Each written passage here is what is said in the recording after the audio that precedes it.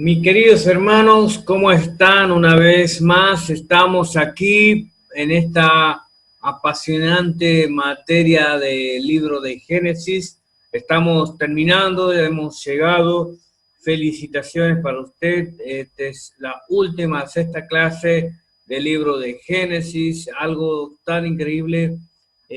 Obviamente hay mucho más por ver de este libro. No es que acabamos, sino que debemos seguir meditando, analizando cada punto que hemos estado viendo y espero que haya sido de bendición este tiempo para usted, para su vida espiritual, para su ministerio, para su familia.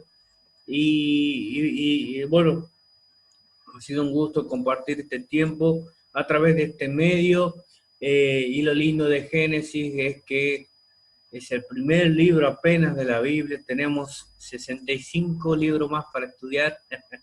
Sé que han estado ya estudiando otros libros. Siga adelante, persevere, no se rinda. No importa lo que pase, lo que digan, usted siga asistiendo, estudiando en el instituto, las materias que se van dando. Y si te has perdido algunas que ya han pasado, no importa, sumate, subite al tren. El tren tiene varias estaciones. El tren del estudio de la palabra tiene varias estaciones. Te podés subir en cualquier tren, tarde o temprano, el tren va a volver. Así que siga adelante, sigamos aprendiendo la palabra de Dios, que es algo realmente hermoso. Así que vamos a iniciar esta materia, esta última clase, y vamos a orar, vamos a pedirle a Dios que nos acompañe, que Él sea quien nos esté enseñando. Padre, te doy gracias en esta hora por tu presencia, por tu misericordia. Espíritu Santo, ayúdanos a entender, a poder tener una idea clara del libro de Génesis. Señor, te damos gracias por tu tiempo, por la vida, por estos medios, Señor, por cada uno de mis hermanos que se han sumado. Dale fuerza, bendigo sus familias, bendigo sus ministerios. Señor, bendigo a cada uno de ellos según las necesidades que ellos tengan. Señor Espíritu Santo, abrázalo en esta hora, Padre, y todas las cosas, Señor, te lo pedimos en el nombre de Jesús. Amén. Gracias, Padre, gracias Dios. Bueno, hermanos, vamos a empezar esta última gran clase de Génesis.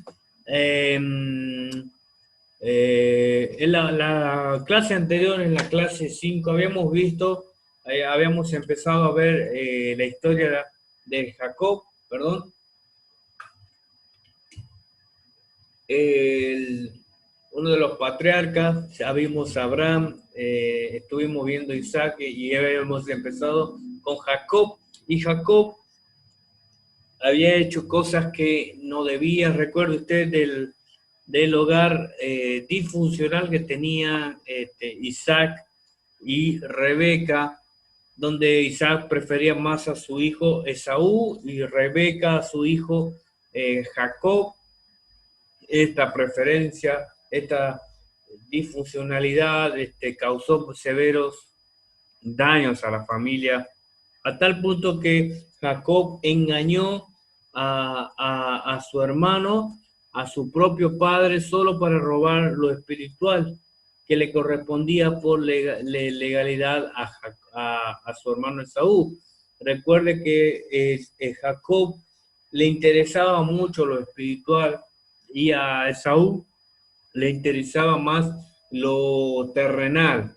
En cierta forma, era algo que se iba a revelar en este acontecimiento donde Esaú es engañado, es traicionado por su propio hermano, donde Jacob, el suplantador, se vistió de su hermano como él era belloso. Isaac ya estaba ciego.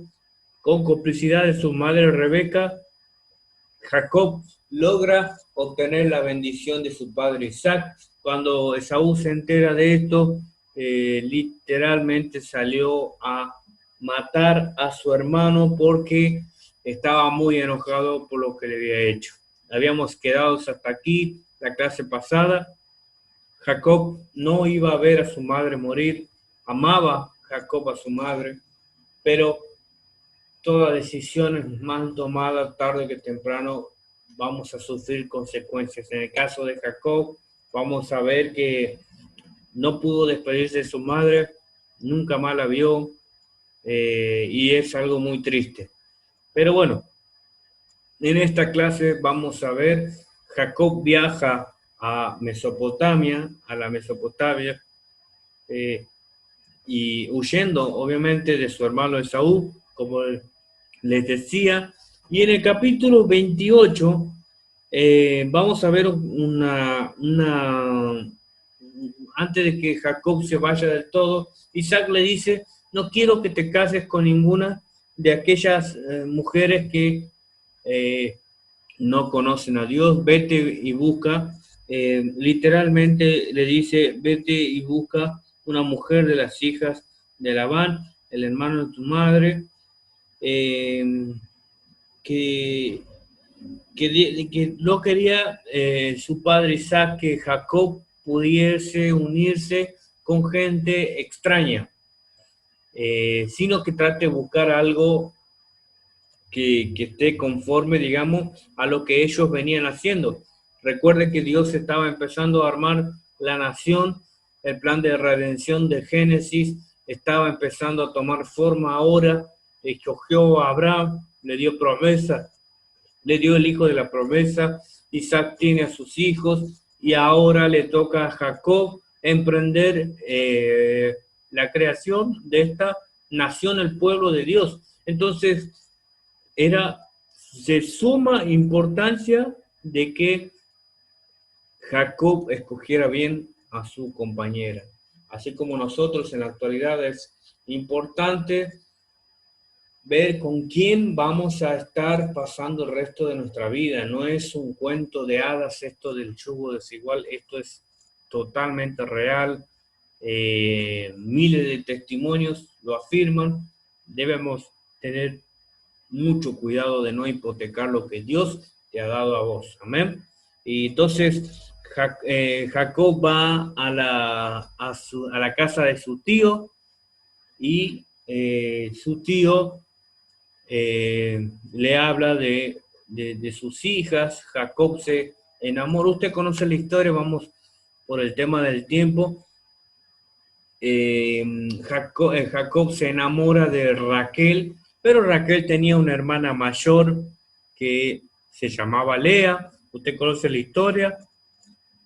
Y por la cultura de ellos le correspondía casarse con Lea, pero Jacob amaba a Raquel. Entonces Labán, en la noche del matrimonio, usted conoce la historia, lo engaña y se termina casando con Lea.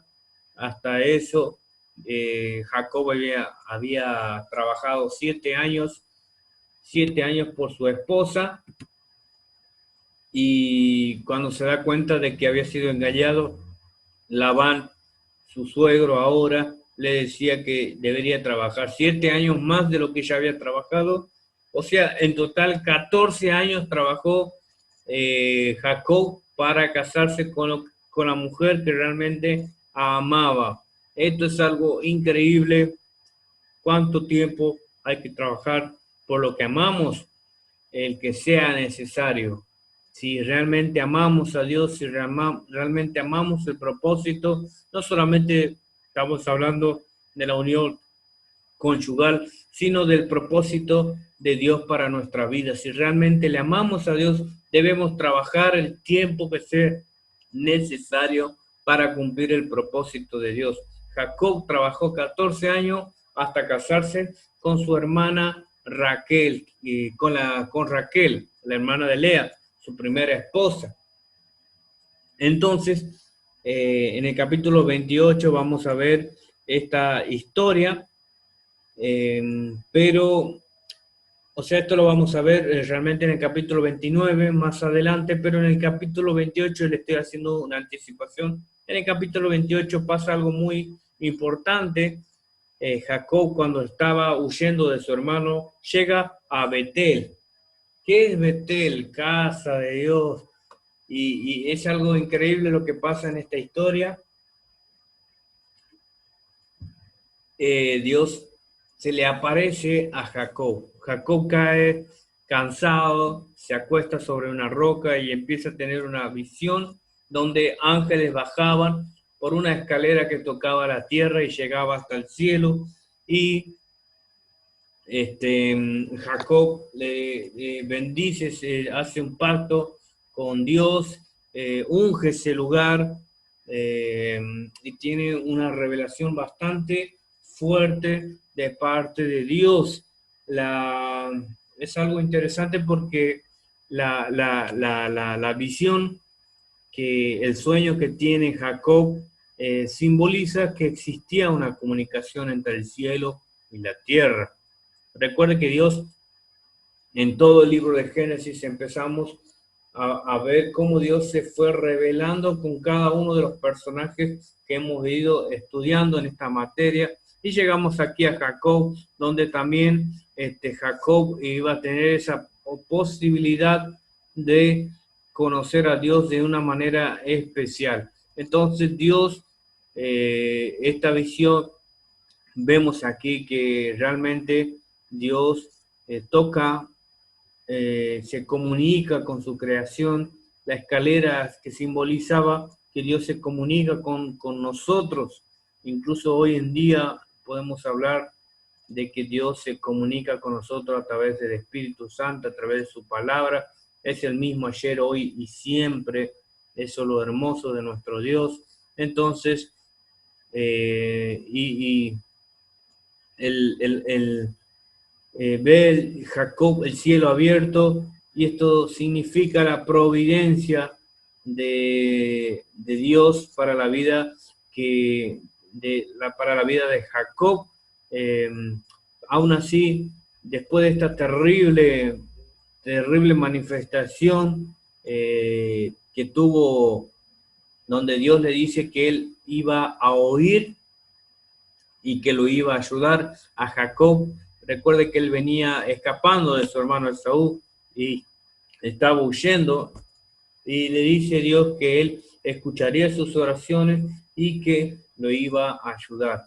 Si estás pasando problemas, si estás pasando dificultades, déjame decirte que Dios está para ayudarte, Dios está para oír tus oraciones. Jacob, entonces, tiene esta revelación, y hasta eso ya vemos que Dios, Jacob tenía a sus dos esposas, a Lea, la hermana mayor, y a Raquel, a quien amaba la hermana menor. Pero Raquel era estéril, Lea era fértil, y entonces Lea, al ver el desprecio, que tenía más amor por Raquel, le empieza a discriminar a su hermana cuando empieza a tener los hijos. La rivalidad que vamos a ver de aquí en adelante entre Lea y Raquel en la vida de Jacob iban a tener muchas dificultades. Otra vez vamos a ver un gran efecto de la disfuncionalidad en una familia. Por eso es importante, mi querido hermano, de que usted pueda poner en orden su familia. Por favor, haga un balance, haga un paréntesis, haga un balance en su familia, cómo están sus relaciones con sus hijos, cómo están sus relaciones con sus hermanos, cómo están sus relaciones con sus cónyuges. Por favor, en este tiempo, haga lo posible de poner en orden su casa, su familia, porque si no, va a traer dolores de cabeza.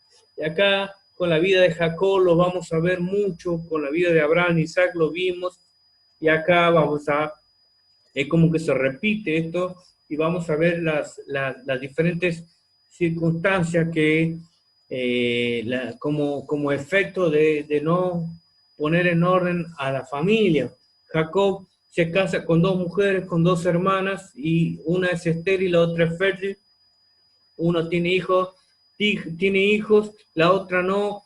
La que tiene hijos se empieza a burlar, y de esta rivalidad nacen 12 hijos que iban a ser las 12 tribus de Israel, Más adelante vamos a ver que Jacob deja de llamarse Jacob, su plantador, y pasa a llamarse Israel, porque Dios le cambia el carácter a Jacob. Ya no iba a ser engañador, ya no iba a ser suplantador, ya no iba a ser mentiroso, sino que iba a ser la nación que Dios quería formar. Los 12 hijos de Jacob son estos. Tenemos a Rubén, que significa ver a un hijo. Era el primer hijo. Cada nombre en la antigüedad, en la cultura hebrea, tiene una significancia muy importante. Entonces, de acuerdo a los acontecimientos que marcaban, las madres o padres iban poniendo los nombres. Entonces le nace el primer hijo. Vean, un hijo es como una burla a su hermana Raquel, que era estéril. Mirá, yo pude y vos no. El segundo hijo, Simeón, se llama Simeón, que significa ha oído, perdón.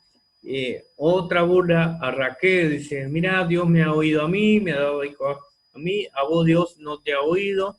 Leví juntado, en medio de esto iban a aparecer dos mujeres más que iban a ser las sirvientas de cada una de las hermanas, perdón.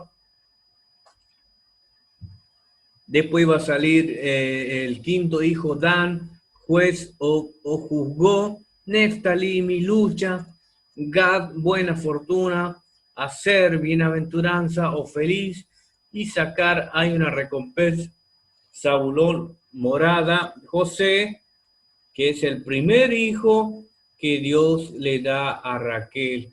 Se llama José y significa añadidura. Después vamos a ver que José es vendido y ya vamos a meternos un poco en eso. Le nace un último hijo que le llamarían Benjamín, hijo de la diestra. La madre iba a dar a luz su último hijo, que le causaría la muerte. A Rebeca le pone Benoni, que significa aflicción y todo eso, pero Jacob, Israel, le cambia el nombre porque era muy importante el significado de los nombres que le ponían a sus hijos. Amén. Estos son los 12 hijos que iban a tener Jacob con sus esposas y sirvientes de sus esposas. Las 12 tribus de Israel. Esta es la columna, las columnas de la nación que Dios iba a levantar, las 12 tribus que iban a engendrar a la nación de Dios, el pueblo que Dios iba a escoger para cumplir su propósito, y que por medio de estas 12 tribus, estas naciones, estas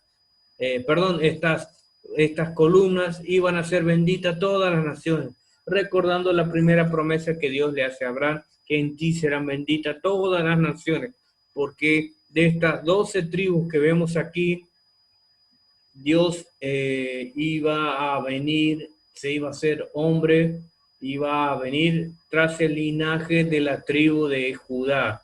Por eso conocemos la historia, decimos el león de Judá.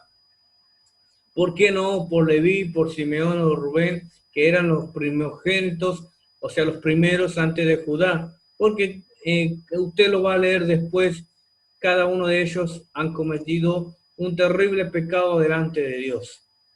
Y por consecuencia, Dios decide saltar a estos hijos y llegar a Judá. Es por eso que unas cosas mal hechas pueden alterar las cosas. Debemos tener en cuenta de que Dios es un Dios santo y Dios no iba a permitir que Jesús venga a esta tierra por medio de estas descendencias que habían infringido gravemente la ley, la moralidad de nuestro Dios. Entonces, Jesús vino a través de nuestro Señor, a través de la tribu de Judá. Bien, vamos a continuar. Acá vamos a ver un pequeño mapa. Jacob en el capítulo 31 al capítulo 33, vamos a ver que Jacob vuelve a la tierra prometida. Es algo increíble cómo se andaban moviendo de un lado a otro. En el capítulo 33, versículo 18 al capítulo 40, perdón, 33, versículo 18 al capítulo 36, versículo 43, vemos que Jacob y la familia de Jacob están en la tierra prometida. Y acá usted puede ver, viendo el mapa, todos los eventos de Jacob, de Isaac, de Jacob y de José. Acá vamos a ver, bueno, esto es el mar Mediterráneo, todo esto es la tierra prometida. José, Dotán es vendido, Jacob ve a los ángeles de Dios. Esto pasa en Mahanaim, la matanza de las cananeas por los hijos de Jacob, en Siquem. Jacob lucha con un ángel en Peniel. Jacob ve la visión que veíamos en el capítulo 27, la escalera del cielo, eso fue en Betel, el lugar de residencia de Isaacar y de Jacob, de Isaac, perdón, y de Jacob es en Hebrón, y vamos a ver los pozos que hizo Isaac en Gerar, donde fue bendecido, en Berseba, en Gimná y en Redrón. Vean bien estos nombres interesantes, son los pozos. Acá vemos el pozo del viviente que me ve. Son los pozos donde Isaac pudo comprobar la divinidad, la presencia de Dios en su vida. Recuerde que una de las maneras que Dios iba a cultivar la fe en los patriarcas era a través de apariciones.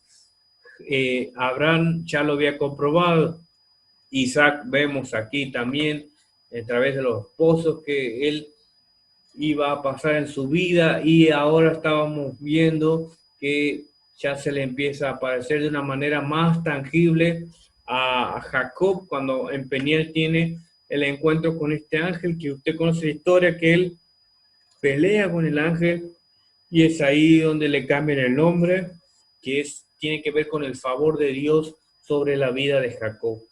Fíjense en la historia de los patriarcas girando a través de la misericordia de Dios, a través del pacto de Dios con la humanidad. Él lo que dijo lo va a cumplir, mi querido hermano. No importa lo que pase, Él va a cumplir su palabra. Pero está en nosotros de que podemos salirnos de esto. Porque Dios, una de las cosas que no es que no puede hacerlo, no quiere hacerlo, es quebrar nuestra voluntad. Es algo que Él desea que nosotros podamos entregar y rendir todas nuestras cosas. Porque la verdad, mi querido hermano, hay planes para tu vida, hay propósitos divinos para tu vida, pero hermano, si no nos conectamos con Dios, vamos a pensar que cualquier cosa es propósito de Dios, pero no tiene nada que ver con lo que realmente Dios quiere hacer con tu vida. Ahí te lo dije. Se tenía que decir y se lo dijo. Así que, mi querido hermano, sométase a Dios en este tiempo, que Dios va a hacer grandes cosas. Y vamos al último personaje del libro de Génesis, un hombre que no está considerado como uno de los patriarcas, pero vamos a ver que desde el capítulo 37 al versículo 50, 13 capítulos dedicados exclusivamente para contarnos la historia de José y de lo que iba a ser importante para la preservación del pueblo de Dios. Amén. Vamos a ver la historia entonces de José en este tiempo, en esta segunda parte de la materia. ¿Bien? Entonces, es importante ver por qué estos 13 capítulos que Moisés le dedica a José, porque hay un eslabón que va a unir. Hasta ahora hemos visto que el pueblo de Dios estaba teniendo una vida nómade, que significa que va de un lugar a otro, en un momento levanta carpa, se va para otro lado y así. Eso se llama, significa nómade, que se mueven de un lado para otro.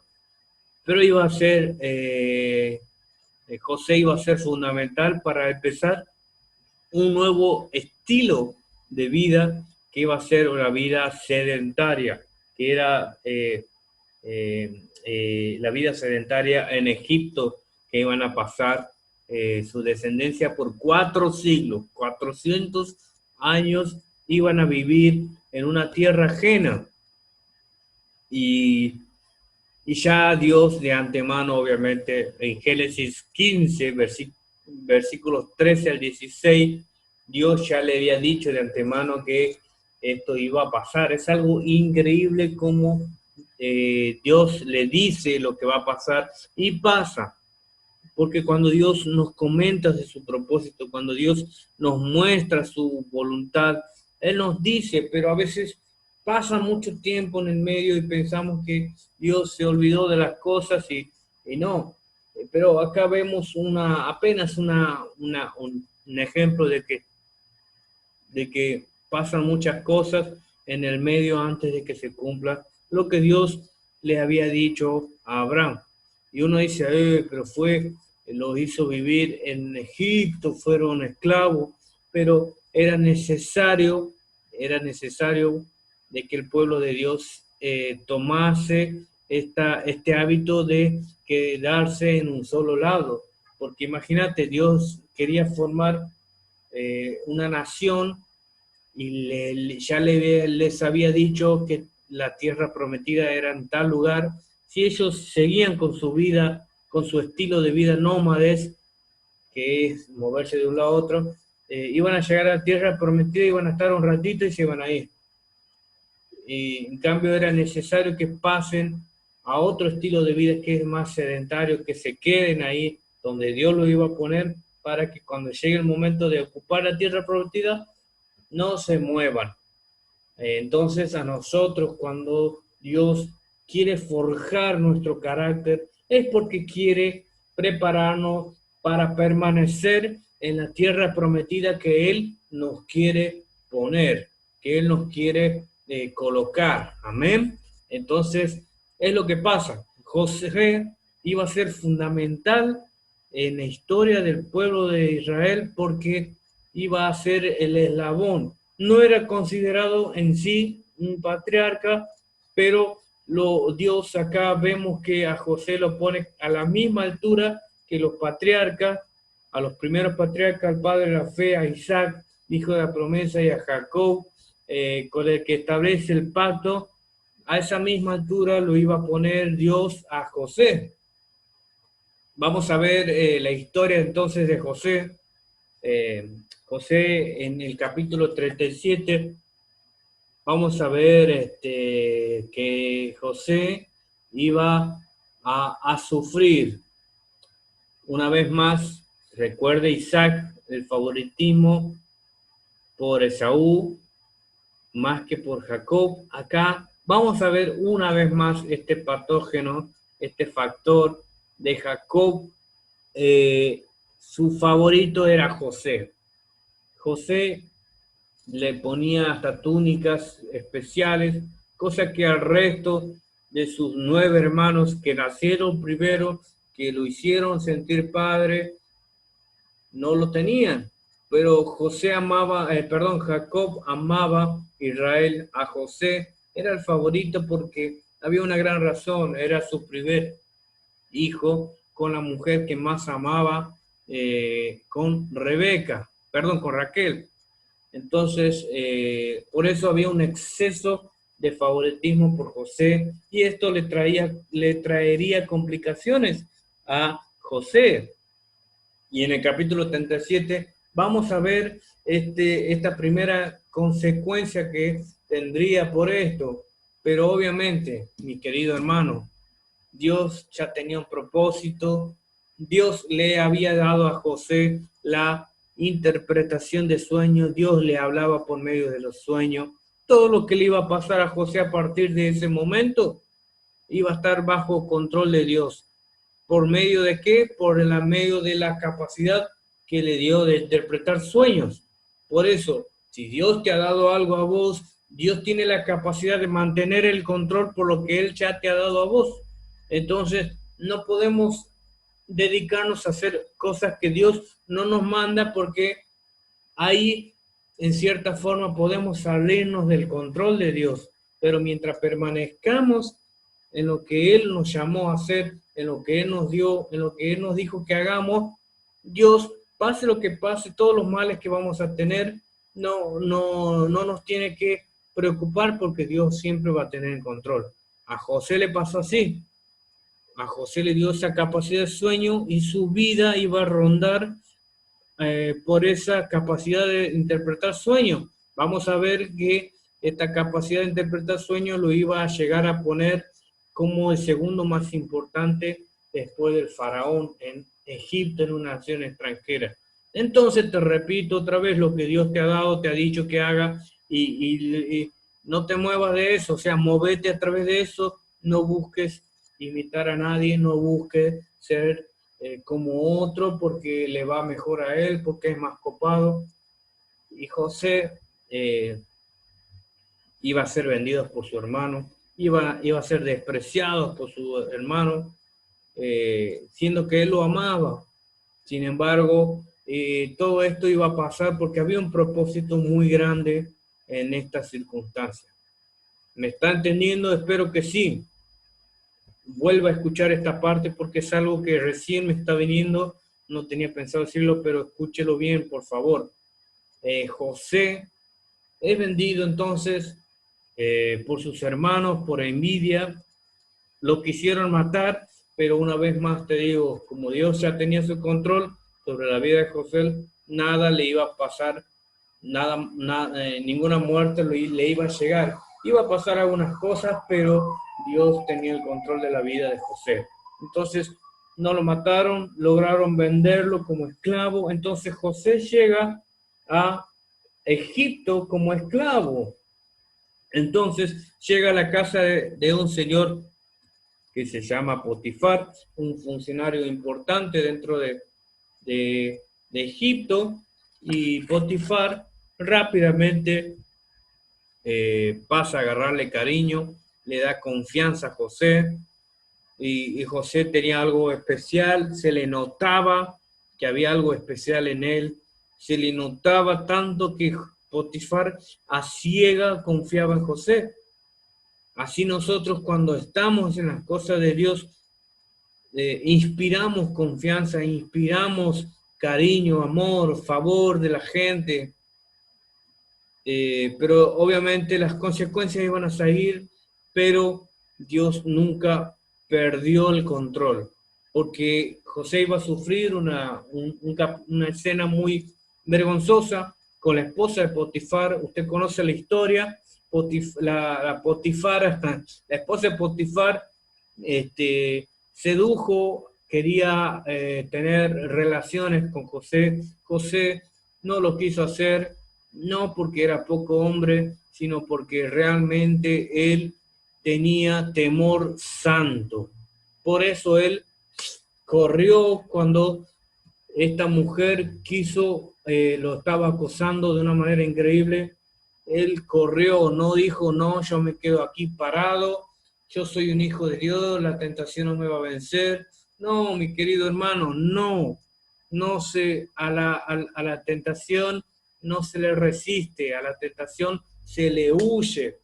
Entonces, no importa qué tan espiritual sos, debemos huir, debemos huir. José hizo eso, él sabía que él tenía un temor santo por Dios, pero que era carne, creo que me está entendiendo. Por eso él decidió huir a la tentación, no se le resiste, sino que se huye.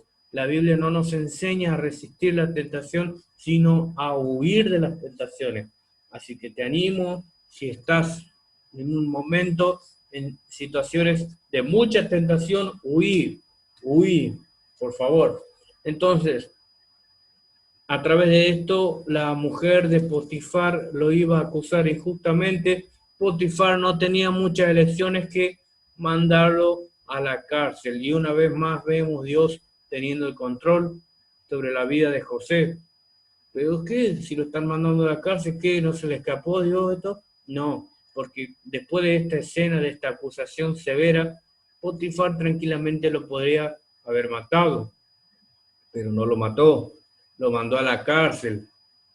Por eso pensamos muchas veces que porque algunas cosas empiezan a salir mal en nuestras vidas, pensamos de que Dios se olvidó de nosotros, Dios no tiene el control realmente, pero no, no te tocó la vida, no te llegó la vida, no te costó la vida. A José no le costó la vida, sino que fue a el calabozo.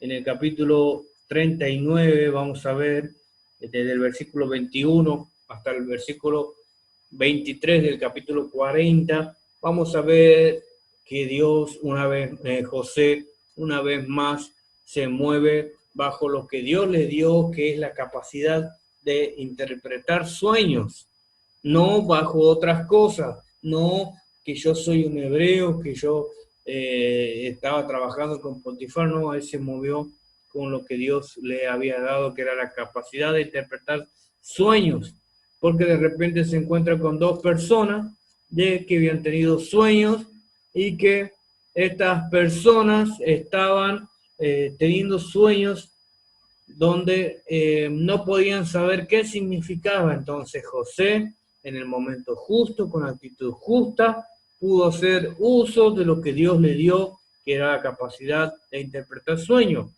Paréntesis, actitud justa en el tiempo justo, para usar lo que Dios nos ha dado. Eso nos abre puertas, porque después de lo que pasó, José interpreta los sueños, estaba el panadero oficial del faraón y estaba el copero oficial del faraón. José interpreta con ayuda de Dios estos sueños que se les cumplen, donde el panadero iba a ser, le iban a matar y el copero iba a volver a recuperar el puesto que tenía. Lamentablemente, lamentablemente digo, ¿no? Pero este copero se emocionó tanto que se olvidó de José y tuvo que pasar un tiempo, el tiempo de Dios, obviamente. Dios no perdió nunca el control sobre la vida de José. Pasó un tiempo donde el faraón, Dios le muestra al faraón el sueño de lo que se le venía encima a Egipto, y en ese momento el copero se acuerda de José, en el tiempo de Dios, no en el tiempo que nosotros queremos. Y el faraón tiene un sueño, nadie lo podía interpretar porque era de Dios, obviamente. El copero dice, yo conozco a alguien que sí, Señor, le empieza a hablar de José, porque cuando nosotros hacemos bien las cosas, la gente va a hablar de vos, de lo que Dios ha puesto en tu vida, y eso es lo que más glorifica a nuestro Dios. No es que vas a ir a la calle y vas a lucirte, sino que la misma gente va a empezar a hablar, a ver de quién sos vos realmente. Y José es traído delante del faraón. Le estoy haciendo un resumen de la historia. Y faraón le cuenta el sueño, le habla de las espigas de las vacas flacas y después de las vacas robustas y las espigas bien florecientes, y después de las vacas flacas, de las espigas destrozadas. Entonces José interpreta que sobre la nación de Egipto, sobre todo el mundo, iba a venir 7 años de prosperidad y 7 años seguidos, 7 años de escasez. Y Dios le da la sabiduría de darle una solución a lo que se venía, que era poder administrar en los tiempos de abundancia para los tiempos de escasez. Y Faraón entonces ahí lo levanta a José como el segundo más importante de la nación, algo tremendo, glorificado. Y en ese lado estaba Potifar. Y la Biblia no dice, pero me imagino que estaba también Potifar, la Potifara esta. Y José, capaz que ya se habrá olvidado, obviamente, no lo dice la Biblia, ¿no? Pero podría haberse desquitado, podría haberse vengado de esta traición de esta mujer, pero no lo hizo, porque él estaba no lo desenfocó estas cosas terrenales. Y muchas veces nosotros, y cuando estamos metidos en el propósito de Dios, vienen algunas cosas y rápidamente nos desenfocan. José podría haberse tomado el tiempo de vengarse, pero esas cosas no le importaban, sino que a él le importaba cumplir el propósito de Dios, que era ser el eslabón para la nación de Israel, para preservarla con vida, para que se establezca en la nación de Egipto. Bien, llega el momento del tiempo de escasez. Entonces, ¿qué pasó? ¿Qué pasó? Que vinieron de las ciudades alrededores de Egipto y sabían que en Egipto había alimentos de sobra por lo que José había hecho de administrar los recursos. Entonces vinieron a comprar, y en esos que vienen a comprar las ciudades alrededores vienen los de Israel. ¿Y quiénes se le aparecen ahí? Los hermanos de José. Capítulo 37, José es vendido, es casi que lo matan, lo odian. Capítulo 42, vamos a ver en capítulo 41, que pasa esto en el 42, tiene la posibilidad de volver a encontrarse con sus hermanos. Los hermanos no lo reconocieron, José sí le reconoció, porque cuando la gente de este mundo te hace mal, no lo va a reconocer, pero nosotros que tenemos el amor de Dios, sí vamos a reconocer cuando necesitan ayuda. No vamos a decir, no voy a ayudar a este porque este me hizo mal, porque este es un desgraciado. No, dar por gracia a los que por gracia han recibido, amar a nuestros enemigos, amar a tu prójimo como a ti mismo, y podríamos estar hablando. Entonces José, aparte que era hermano de sangre, y José los amó, siempre los amó, tuvo un resentimiento, pero Dios en ese periodo del encarcelamiento, Dios es un genio, es soberano, como yo calculo que la Biblia no lo dice, pero en la época de la cárcel que José estuvo, Dios habrá tenido sanidad interior con José. José soltó perdón sobre sus hermanos. También podría haberse vengado, aprovechado ahí, pero Dios trató con su vida. Dios tiene el control de tu vida, mi querido hermano. No importa las cosas que te han hecho, no importa las cosas pero debemos pasar por sanidad interior. Yo creo firmemente que José pasó un tiempo de sanidad interior porque no lo engañaron, no lo quisieron matar, no lo traicionaron unos extraños, sino los propios hermanos. Es algo muy fuerte, y más en estos tiempos donde la Biblia dice que iba a haber el padre contra el hijo, el hermano contra el hermano, pero Dios hará volver los corazones de los padres a los hijos, hermanos al hermano. Entonces José acá los pone a prueba.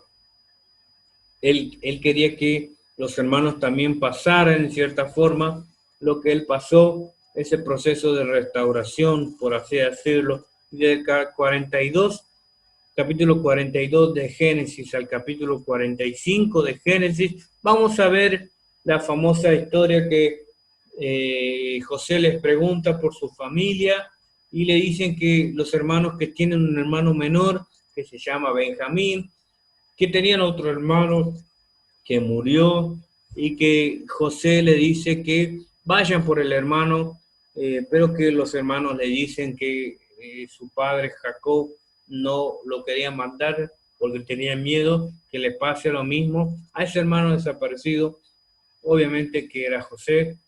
Entonces José aprisiona a uno de los hermanos y les dice que si no traen a su hermano menor, hasta que no traigan a su hermano menor, no lo iba a liberar a este hermano que había sido prisionero. Entonces,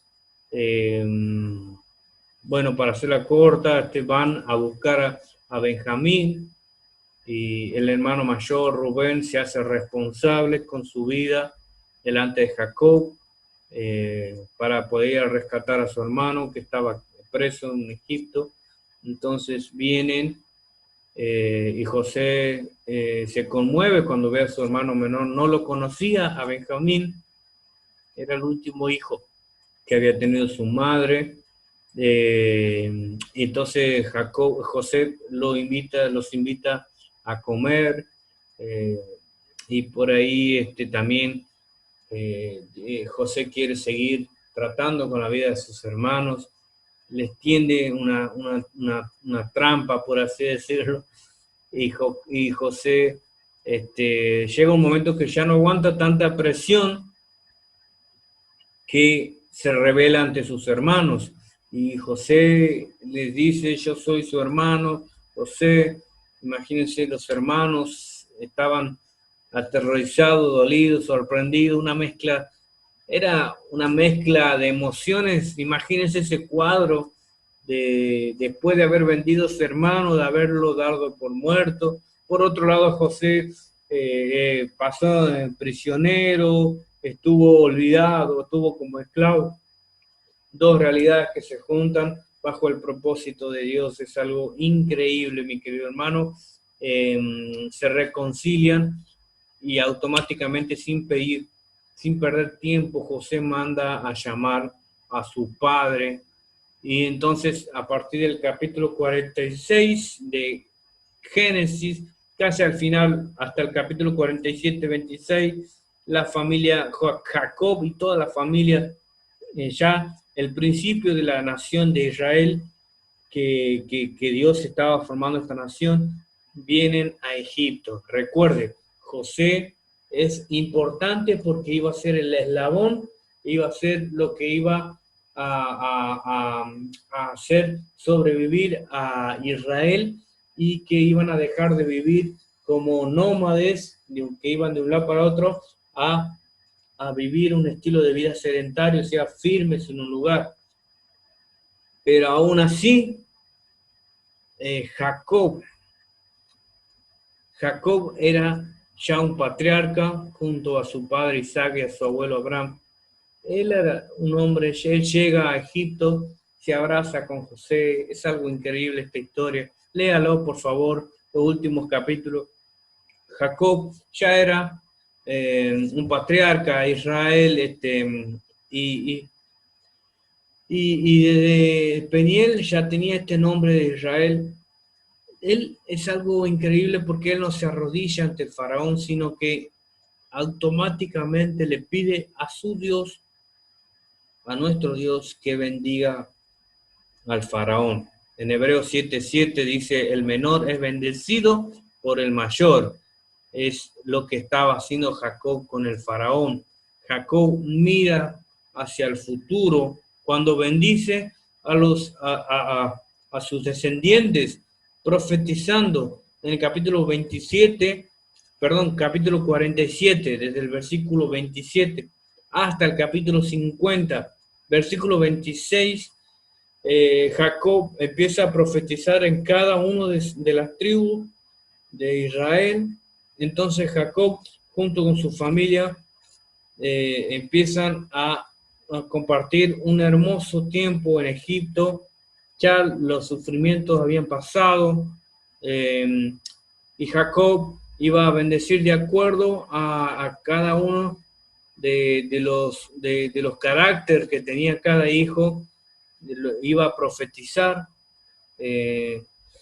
Entonces ya vemos en el final que Israel se asienta, el pueblo de Dios se asienta, y van a pasar 400 años hasta que llegamos al libro de Éxodo, pero es algo muy importante esto.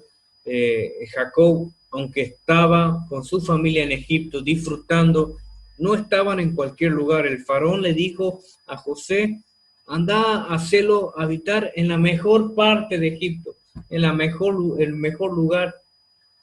Era como que se fueron a un lugar paradisiaco, como que te dirían: vamos a vivir en un lugar donde hay paisaje, los pajaritos te vienen a cantar, hay mucho dinero, tenés todos los lujos habidos por haber. ¿Te imaginas eso? Entonces vos vas ahí y ahí sí te da ganas de hacer cuarentena. Y aún así, porque eso le estaba pasando a Jacob y a su familia. Fueron a un lugar increíble, tenían todos los servicios, tenían sirvientes, no les faltaba nada, tenían Netflix, no, eso no tenía. Estaban bien en Egipto, ellos llegaron espectacular. Aún así, Jacob no perdió la visión de que ellos les estaba esperando la tierra prometida que Dios le iba a dar a ellos.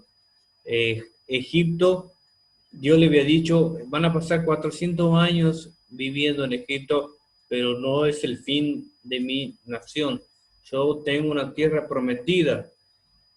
Entonces, Jacob junto a su familia disfrutaba de lo mejor de Egipto. Nunca perdió la visión del futuro. Tampoco se olvidó de las promesas del pacto, de que Israel sería una nación y heredaría la tierra de Canaán. Esto lo vemos, léalo en Génesis 48, 3 y el versículo 4. Es algo increíble porque cuando vemos que Jacob empieza a bendecir a sus hijos, iban a ser los padres de las tribus de Israel, Jacob profetizó con asombroso discernimiento sobre las características de cómo iba a ser cada tribu a partir de ese momento en adelante. Y por la fe Jacob miró al lejano futuro y contempló la venida del Mesías, donde la tribu de Judá iba a ejercer autoridad sobre el resto de las otras tribus. Es algo increíble que Jacob profetiza, contempló que del linaje de la tribu de Judá iba a venir el Mesías, que por eso decía que Judá iba a tener autoridad real sobre las otras tribus. Qué tremendo que es el libro de Génesis, es algo increíble desde el comienzo, desde la creación, de cómo Dios se presentó a Noé, de cómo Dios estableció en la Torre de Babel el inicio de las naciones, de cómo Dios empezó a revelarse a un hombre que no lo conocía, que le dijo: vete de tu casa, de tu parentela, que voy a hacer una gran nación. Después que le iba a prometer el hijo de la promesa, y que este hijo de la promesa representaba, tenía un paralelo increíble con la llegada del Señor Jesucristo a este mundo. Y acá vemos a Jacob con este ciclo de patriarcas que fueron siendo constantemente sembrados de fe por las cosas que Dios, por los pactos, por las promesas, por las apariciones divinas. Y Jacob, acá vemos en el final 48, que él estaba viendo que iba a venir Jesús por medio de Judá. Es algo increíble, mi querido hermano. Y para cerrar esta última clase, unas lecciones de la vida de José. para tu vida. Quiero dejarte esto para tu vida, para tu ministerio. El libro de Génesis termina con las palabras, fíjense ahora mismo, las últimas palabras del libro de Génesis. El libro de Génesis termina con un ataúd en Egipto. Qué triste terminar con estas palabras, pero no. Terminar con estas palabras significaba de que estaba en ese ataúd el pacto que Dios había hecho con su pueblo. Porque Jacob le dice a José, cuando vayan le hace prometer de que iban a llevar sus restos, que sus restos no iban a quedar en Egipto, sino que sus restos iban a ser trasladados a la tierra prometida, como diciendo, no se olviden, no se olviden que lo que Dios te ha prometido no es lo que estás viviendo ahora, de esas comodidades, que vos hay algo mejor, siempre hay algo mejor de parte de Dios, y no lo que nosotros tenemos por concepto de que son mejores, sino porque Dios sabe cuáles son las cosas que nos van a hacer crecer. Acá le estaba diciendo Jacob, no dejes mis huesos aquí, llévame cuando te vayas. Es algo increíble. Así termina Génesis, con estas palabras, un ataúd en Egipto. Es un rayo de esperanza, diciéndole a su pueblo, no se acostumbren a Egipto, que nosotros tenemos que llegar a la tierra que Dios nos prometió. Entonces, José, vemos una pureza personal, lecciones, pureza personal. Necesitamos pureza personal, que Dios nos dé pureza. La prosperidad en los negocios es posible para el siervo fiel de Dios. Vemos a José, él fue un empresario desde que llegó hasta que llegó a ocupar un puesto, un cargo muy importante en Egipto. Es posible porque él se mantuvo fiel.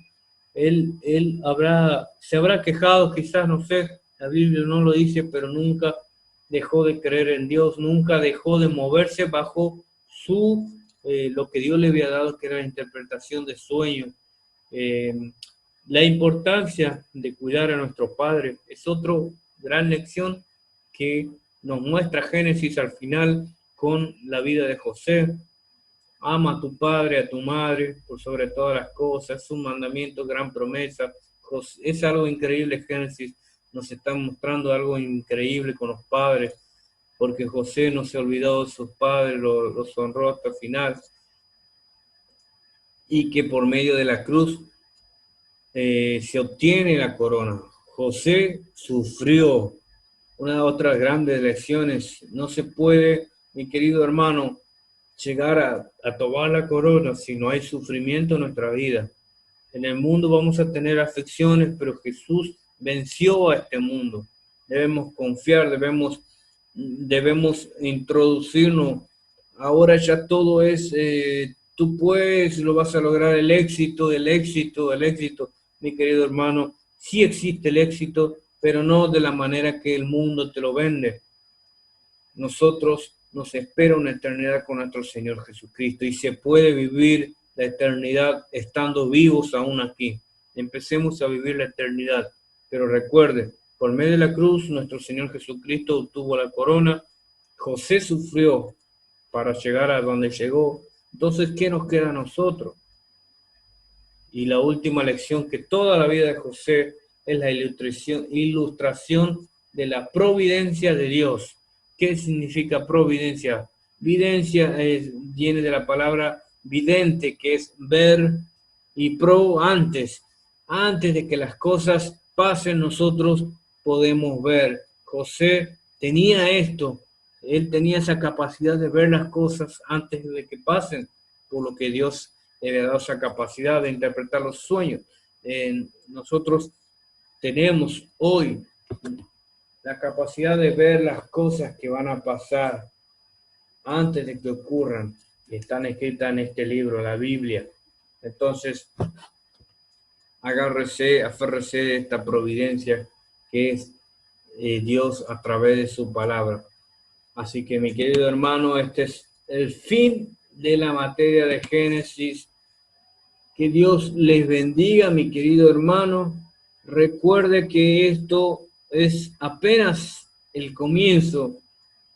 Usted vuelva a leer, vuelva a estudiar Génesis, vuelva a saborear todas estas doctrinas, todas estas cosas, este semillero, porque Dios te quiere seguir hablando, quiere que sigas creciendo. Hemos llegado aquí por la gracia de Dios y quiero animarte a seguir adelante en la carrera de la preparación, en su palabra, más que nada en este tiempo, que hay muchas filosofías.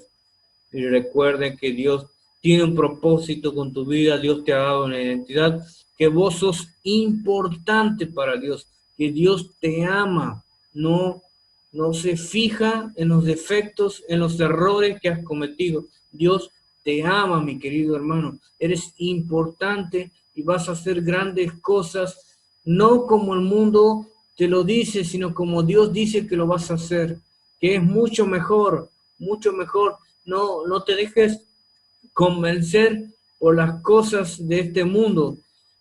Aún así Dios te va a sorprender. Amén. Eres importante para Dios. Recuerda esto. Y hemos visto hasta aquí que en Génesis, el primer libro de la Biblia, de que tenemos a un Dios real y que Dios está interesado por nuestra vida, que te ama y que tiene un gran propósito y que Él lo va a cumplir tan solo si te pones en sus manos. Mi querido hermano, te mando un fuerte abrazo y próximamente vamos a estar con el libro de Éxodo. Que Dios te bendiga y que te guarde de todo peligro y de todo mal. Martín Cruz, para ustedes. Bendiciones.